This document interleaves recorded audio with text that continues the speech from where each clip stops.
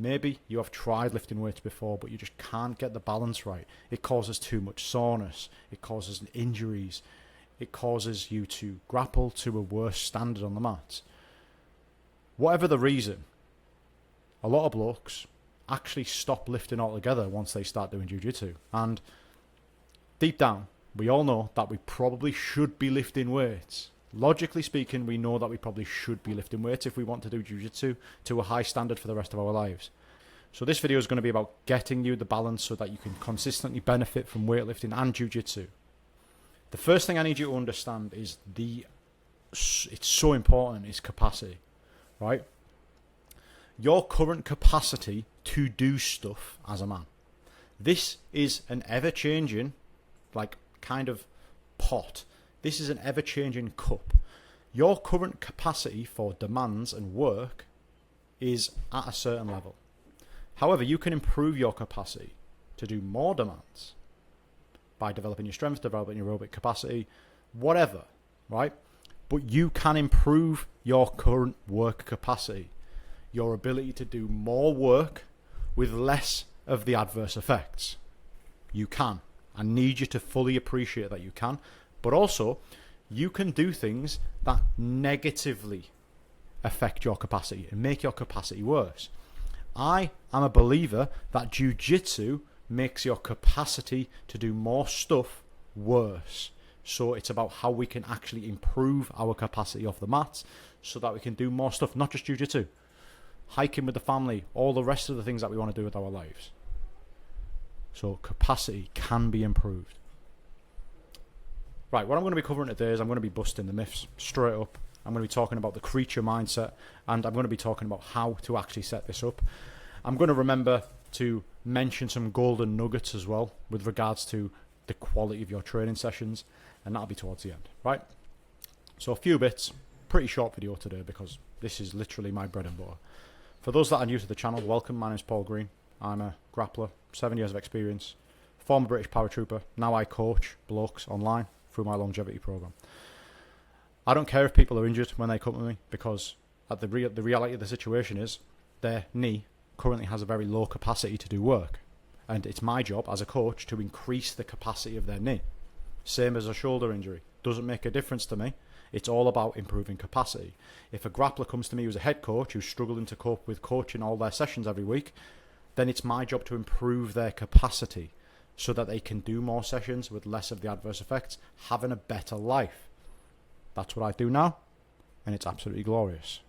Okay, let's talk about why you sit here and think that weights isn't valuable, and you don't do it. I don't have enough time. Basically means it's not currently on my priority list. Strength training is boring. I'm just literally focused on getting my next stripe, getting my next belt, or all I can think about is that black belt. And ultimately you're choosing to be comfortable and to be weak, right? And I'm not going to sit here and think that you don't think that you will benefit from lifting weights. I'm not going to sit here and think that you don't want to actually improve your quality of life. However, you are choosing to listen to the survival part of your brain across these areas. You can't see beyond the black belt. You can't find a way to prioritize it. You think it's boring and it needs to be stimulating for it to be actually part of your week. Ultimately choosing to do nothing and continuously get weaker. Jiu-Jitsu will accelerate your weakness. It's just the reality of the situation.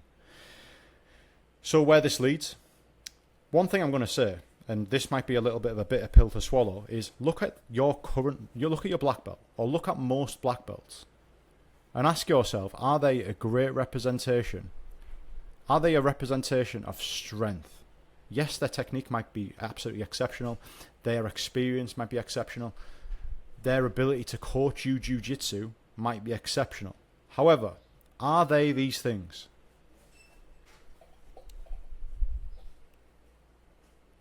Do you want to be those things? Because it's not inevitable that you fall into this as well.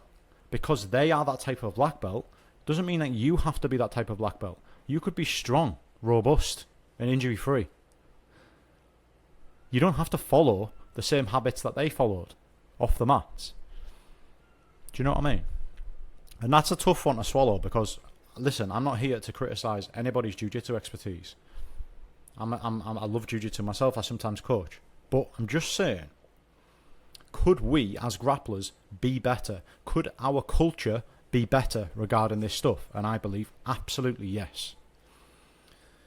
Because if we are weak, everything in life becomes harder. What I mean, linking that back to the capacity point I said earlier on, is if you have an extremely low capacity, every demand that you place on it is maxing you out because you're weak and you're frail. Every basic thing that you do, even like a low, chilled out jiu-jitsu session, will put your body in that much stress that you're going to be sore for days. Now, improve your capacity, improve your strength, improve your body's ability to cope with those demands.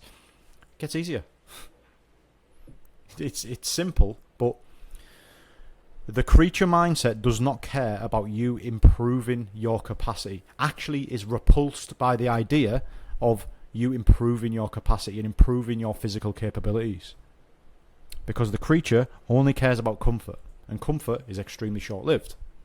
Today, this second, the next couple of hours, do a little bit of warming up, do a little bit of stretching. It's a quick fix.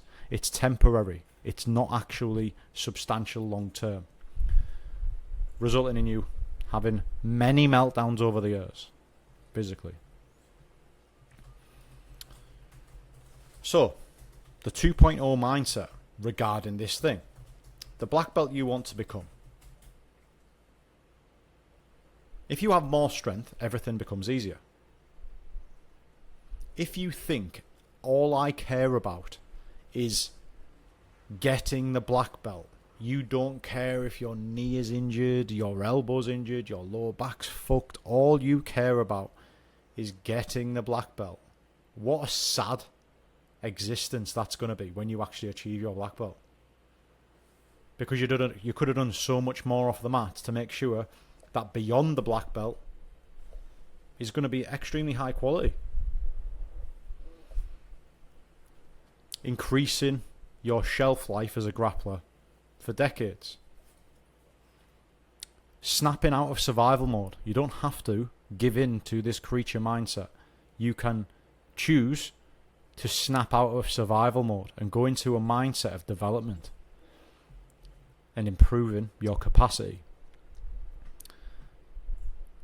Increasing your ability to do more jiu-jitsu with the less of the adverse effects. Increasing your ability to do more with your family with less of the adverse. It doesn't matter how old you are. Doesn't matter how injured you are. You can improve the capacity of your physical capabilities. The ability of your body to absorb more demands, not less. As you get older, the general consensus is that you are going to reduce your capacity and you're going to curl up into a ball and die. No. You can oppose that. You can train your physical capabilities so that you can keep improving week after week, year after year. A lot of people, especially these types of people, will take a moment or a setback as an excuse to fall back into this mindset. So they get an knee injury, they put on loads of weight, they make terrible decisions, they just decide to eat ice cream every night because they're injured. And it's very harsh of me to say that. I'm just literally saying that as an observation because I'm not like being a dick. I'm just saying this is what happens. People use a setback as an excuse to fully adopt survival mode. And I say that because I used to be there. I used to have the smallest injury a few years ago. The smallest injury. And I'd stop eating healthy and I'd stop training. The smallest injury. So, let's talk specifically about how this can be balanced into your life to have the most positive effect. First thing you need to do is reflect on your weekly structure. How many jiu-jitsu sessions are you doing? Right? And think about your current capacity to do more. What I mean by your current capacity is how weak are you at the moment? Essentially. This is my recommendation.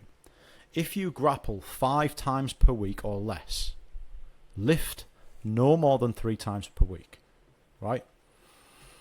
Upper body session, lower body session, then a full body session. So essentially, you're giving yourself 2 high quality split sessions and you're managing to train everything twice in a week.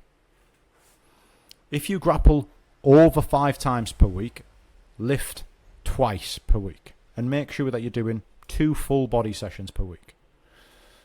If you're injured, you should lift more than you grapple, obviously. However, if you are injured, you should train that specific injury more than anything else you are training that week. For example, if you've got a knee injury, you need to be training that knee injury 3 to 5 times per week, more than anything else that you are doing.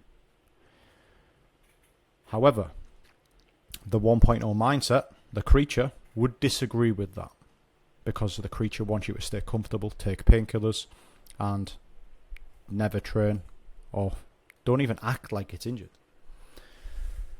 So there's my recommendations. Just to summarize that.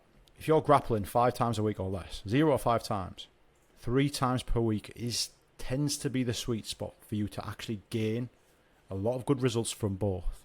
If you're grappling more than 5 times per week, reduce them lifting sessions down to 2. You can get insane results with that amount of lifting volume. If you are injured, train the fuck out of that injury in the weightlifting room more than anything else. More than any grappling session, more than any lower body session if you've got an upper body injury. Prioritize getting the injured area strong. Don't prioritize avoiding it. Before I go on to the next part, I'm just going to add a little couple of points on training quality. Because if you've got this volume and you've set it up all perfectly, that's absolutely fantastic. But it's important that you are training to a good standard as well. And what I mean by that is you are choosing exercises which are the best exercises for your goals. You are training to the best technique possible. You are not winging it. And you are training to a very high intensity. None of this matters. None of all of this setup matters if you fit into the category which most blokes fit into when they go into the lift weights. They're basically mincing. They're sat on their phone, yawning on machines. They're not training with any serious intent. When the exercise starts to get uncomfortable, they stop the set right there. These people never develop their strength. They never develop their capacity. They always stay the same. And the reason I say this is because I did that for 10 years. So you need to have an aspiration of having perfect technique when you're lifting weights, just like you do on the mats. You need to train with serious focus and intensity to get stronger. The older you get, the more important this is. What type of black belt do you want to become? Weak, frail and injured? Or one that is improving both on and off the mats every single week? Think beyond the black belt. That is it from me, gentlemen. That's what we do on the program. See you tomorrow.